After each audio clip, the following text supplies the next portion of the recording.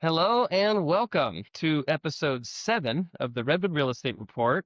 It is September 2025, and we are here in Humboldt County, California, coming to you from the Gross Building in downtown Eureka at 427 F Street. I'm Ben Larson with Larson Home Loans, and joining me as always, I'm Annalise von Borstel, broker owner at Hyperion Humboldt Realty. you can find us on YouTube, Podbean, and of course, there'll be links on both of our social media accounts to the content. Don't forget to like and subscribe so you can catch our latest content on YouTube.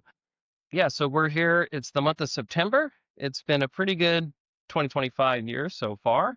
And let's get straight into our keys of the month. Annalise, you want to kick it off? Yeah, I'd be happy to. So, yeah, we're heading into fall, but we're looking back at August, so still summer, and that's always busy for real estate in Humboldt. I'm going to start by comparing this year's August to last year's August. So overall, August 2025 ended slightly down from August 2024. The median sale price dropping about 2.5%, and median list price is down about 3.25%.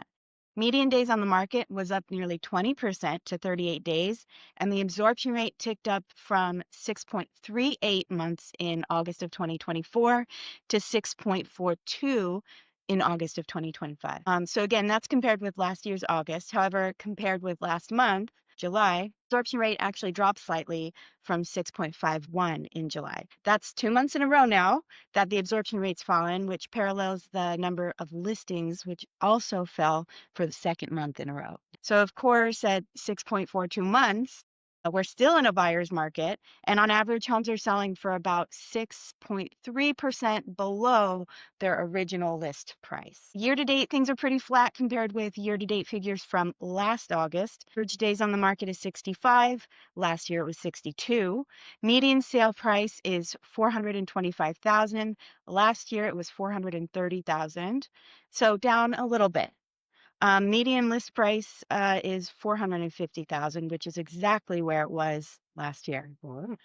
I know some sellers that are starting to take their homes off the market in hopes of a more favorable environment here, so that might impact the inventory. But others are starting to make some more compromises and are willing to make concessions in order to get their house sold before we head into the darker, wetter winter months. Overall, sales are up about 10% year to date compared with last year, but that's still being outpaced by new and active listings, which are up about 12%. But we saw a 16% boost in pending listings for August compared with last August, and also up from June and July of this year. So I'll be curious to hear if you're seeing that in applications. And again, overall, things are looking pretty stable at the moment. A few more market highlights before we dive into the top market shares. Arcata's median days on the market is up 91.5% year to date. So that's for all 8 months that we're looking back at. Because sold to list ratio is at 93.3, which is the lowest it's been since December of last year. Eureka sellers are negotiable, it sounds like, on average. Fortuna, on the other hand, has the highest sold to list ratio it's had since November of last year. Its median sale price is up and median days on the market is down. So way to go, Fortuna. The hottest market in Humboldt. We don't say that very often for Fortuna, but good for them. Fortuna's been having a pretty good year for sure. Yeah. McKinleyville's also coming in strong with the highest year-to-date median sale price of all 4 major Humboldt markets and median days on the market. The market share of the 103 sales in Humboldt last month, Eureka had 36 sales. That's 35% of the market, with median sale price of $419,000. Arcata, Fortuna, and McKinleyville each had 10 sales, which is 9.7% of the market each. And the median sale price in Arcata was $457,553, and McKinleyville was up to $572,500. So that is my market keys for the month before we get into some other things. So Ben, what have you got for us? All right, I've got a few things. I'm going to mix it up a little bit. Usually I kick it off with the rate comparison month over month, but I'm going to save that for last. As sometimes they say, save the best for last. A teaser there. So I'm going to kick it off with a guideline change that FHA has made recently. FHA now accepts a Vantage Score 4.0, not just the FICO. So we can forego a FICO score on an FHA loan. Now, this potentially opens the door for an additional 33 million borrowers in the United States, thanks to the alternative data like rent and utility payments replacing a typical FICO score. Now, I'll be honest, I haven't attempted to use this yet on a deal. It's a recent change just in the last month. But if you're a realtor and you think you have a client that might fit this profile, send them my way. I'd be happy to give it a go and see how it works. So basically, your credit score won't factor into your qualification. That's something totally new. We've always been able to do alternative sources of credit when you didn't have a FICO, but this actually replaces the FICO. So if you have a poor FICO, but you pay your rent and your utilities on time, you could potentially qualify for an FHA loan. History, income history, that's all still going. This is, just related to getting around the FICO score itself. So you still need, 2-year work history, still got to qualify debt to income wise, all that kind of stuff. So it's just that particular narrow window. But still, data shows that I pulled up that there's 33 million Americans that pay utilities and rent on time that wouldn't have a qualifying FICO. So, it's not a mainstream product, but it's an alternative source to help those first-time home buyers, help people get into a home. So keep that in mind. Mortgage application data. So here's what Annalise wants to hear about. Now, again, there's no local numbers, but I have the nationwide data here. So we saw a big increase in refinance demand, just similar to what we saw last fall. And that's in large part due to the rates, which I'll touch on here in a minute. Purchase application, however, has been slightly down. It peaked late June, early July, and it's down just, a few thousand applications nationwide month over month. What I'm seeing is, for myself, for the month of August, I would say, is more activity on the buyer front, on the pre-qualification sides. There's more people, but again, just like refinances tend to take off when rates come down, you get buyers who are more interested in getting qualified to buy a home. Yeah, that's interesting. I've been feeling that activity myself, just with more showing requests and buyer activity. Yeah. So it'll be interesting to watch it the next, weeks or even months and see if those folks are able to find a property that they want to buy. It sounds like inventory might be getting squeezed a little bit. I would encourage those sellers, with that information at your fingertips, if you've had a house that's been sitting on the market for 4 months or 6 months, hold out a few more months, before you make any big decisions, because there are more buyers coming into the market with these rates coming down, and that also increases their purchase power. So if they were qualified at a 7 or higher percent, interest rate, and now they're at a 6.5, well, that increases their purchase power $200, $300, $400 a month. So that's more money they could borrow towards buying a home. So it increases their scope, the properties they can check out. So also, if you're pre-qualified with your lender, as these rates come down, get an updated pre-qualification, because you may be able to go another $25,000, $50,000 on your purchase price with the same loan payment as what you were qualified for, prior to this recent rate drop. All right, with that, let's break down the interest rates.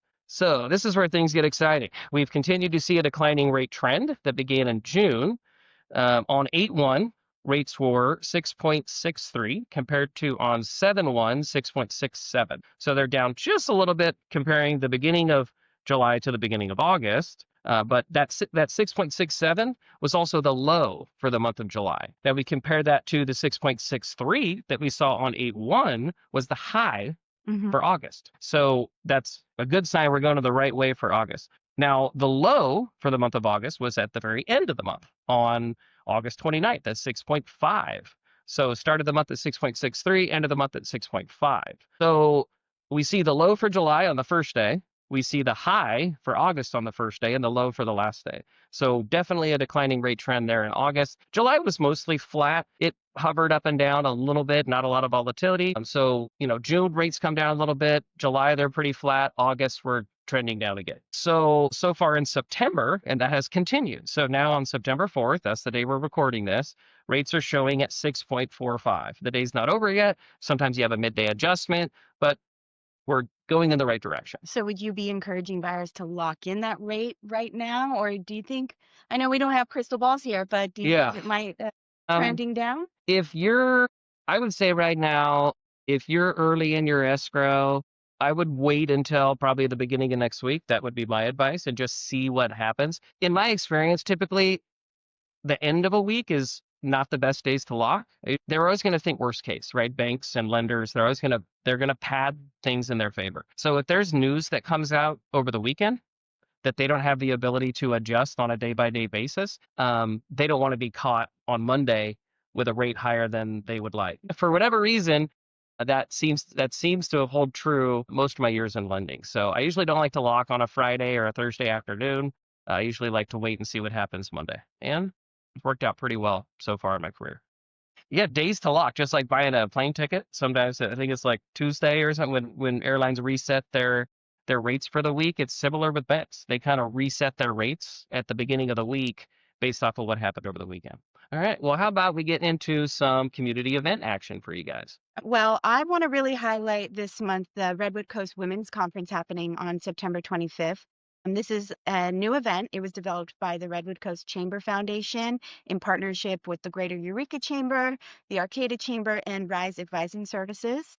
This is an inaugural event, and the Redwood Coast Women's Conference is going to focus on the empowerment of women across our region to serve as leaders in the workplace and in the community while providing learning experiences to enhance their personal well-being. It's a full-day event, and it's going to feature keynote speakers, workshops on leadership, wellness, financial planning, business success, and more. Hyperion Humboldt Realty is actually a proud sponsor of this event, and yours truly will be participating on a panel with some incredible women leaders discussing community engagement. Tickets are going to be available at eurekachamber.com. They're $195 and they're available now. That's for September 25th. And it's going to be hosted at the historic Eagle House in Old Town. All right. Thanks, Annalise. Very excited about that. Yeah, you seem pretty excited about that. Sounds like a fun thing and a good event. I don't know, we got football kicking off. I'm very fantasy football. Do you do fantasy football, Annalise? I'm in a few different leagues, so yeah, I'm pretty excited about that. The sports ball is not really in my Sports ball, wheelhouse. yeah. Yeah. Score runs, touchdown runs, Home run, yeah. Well, all those things. points in baseball. You're one of those. You know what I do like is like hot dogs. Oh, So I'll go to a sporting event. yeah, you can have a hot dog and a beer. A hot dog and a beer. Yeah, that's always appealing to me.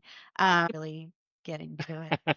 But I do love the energy of the crowd. Also happening, first time this year, is the Friday night markets in Arcata Oh, that's in right. September. So Yep. through the month of September, Friday night markets, well known in Eureka, are going to be happening in Arcata instead, just for the month of September. So show up and make that successful for them next year. Yeah, and if you like the Eureka Friday Night Market vibe, my understanding is they're going to have a lot of different vendors from the Eureka ones. Something new, something fresh for the city of Arcata, and it's really flourished in the city of Eureka. It's probably the premier event that goes on a regular, recurring basis. So yeah, get out, check it out. Let's hear the listing of the month. Before we go, I definitely want to give a shout out to one of our new listings at Hyperion Humboldt Realty, and that is 1337 Lincoln Street in Ferndale. And this beautifully maintained 4-bed, 2-bath Victorian home was originally built in 1895, and the home showcases exquisite original moldings, classic pocket doors, gleaming hardwood floors, and a stunning carved fireplace. And it also features a bright sunroom, lovely landscaping with a luxurious hot tub, plus a detached studio. It's listed at $730,000, and this is one of Humboldt County's gems. So check it out. Call your favorite realtor today, or reach out to Hyperion Humboldt Realty, and we'll make sure you get a chance to see this beautiful home. Nice. That sounds like a really good one. All right, and with that, we will wrap up this month's Redwood Real Estate Report. Thank you so much for joining us. Comment, like, and subscribe. Leave us anything you'd like us to touch on, or, go ahead and have discussions about we discussed in the comment section. You can catch us next month during the first week of October. We'll be doing it all over again. I'm Ben Larson of Larson Home Loans. And I'm Annalise von Borstel with Hyperion Humboldt Realty. Thank you so much. We'll see you next month.